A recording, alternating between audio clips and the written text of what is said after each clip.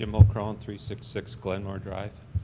I've been reviewing the questionnaire, and since that falls into my area of expertise as a market researcher, I wanted to offer some comments about what I had seen there. And my wife, Renee Mulcrone, was on the Planning Commission for many years, or a few years, so we follow, obviously, the developments in the township.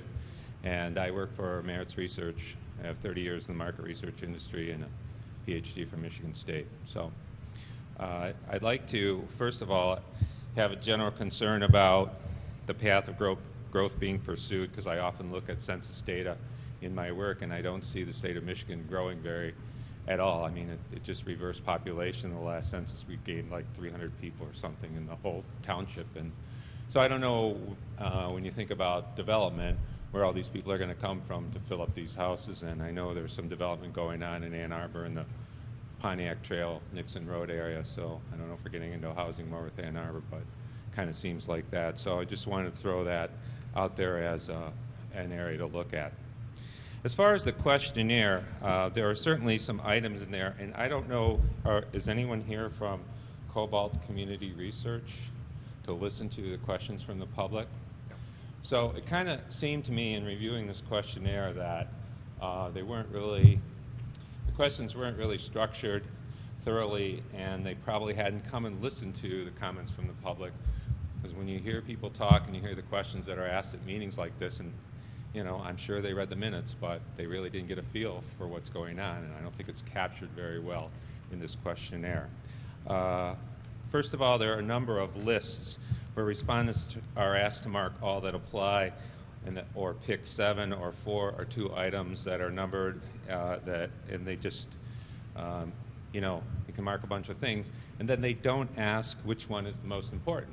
So when you do a list like that to distinguish between the ones that people mark, you usually number them, and then you put a open-ended box at the bottom and say which number was the most important to you. Because one of the objectives is to determine levels of importance here. And so if I mark 7 boxes in that first item, you don't know which one is most important to me unless you number them and you ask me which is the most important. So that's a problem there, and I don't think necessarily those lists are exhaustive, and they probably need some tweaking in the wording there. There's an item on, I forget which number it is, sorry. It says, anyway, increased pressure on infrastructure such as sewer and roads. So if somebody marks that, what's more important to them? Are they concerned about the sewer and the potential cost to them as a homeowner, or are they concerned about the congestion in the roads? You don't put 2 items in a response category because you don't know which one is important to the person. So somebody that's a homeowner might be concerned about the cost of sewers, but they don't leave the township, so they don't drive. They might not be concerned about road congestion. Somebody might be concerned with both. You just don't know. You don't put 2 items in a checkbox like that because you don't know which one the people are saying that is important to them. There's a question like number 9. It says what amenities and infrastructure would be supported by development. It'd be nice to know, you know, specifically what those might be. And then there's items about question 13 mixes 2 items, an explanation of existing needs for more user fees for the sewer, and then a question about a plan for adding more users to the sewer system. So you've got an item about fees, and you've got an item about a plan for something else. It seems like one of the objectives there is to determine realistic strength of opinion. That's stated right in Cobalt's community research, and it's commonly done with Likert scales, of which there are, you know, like strongly agree, strongly disagree, 5-point scales, 7-point scales. So a question something like, please rate your level of agreement with the current guidelines or the guidelines in the current master plan, strongly agree, somewhat agree, you know, neither agree nor disagree, strongly disagree. That gets you to the strength of opinions about an important item, which is whether we stick with the master plan or whether we move on to something else. So it seems like their stated objectives are not being covered by the questionnaire.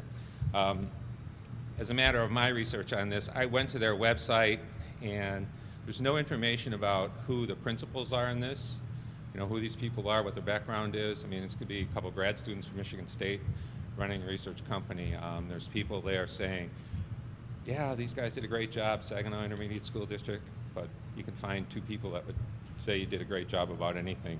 So it's kind of odd that they don't tell who the people are running this company, that they're not here to hear our questions and to dialogue with us about what we think is important, and that we really don't know what their background is.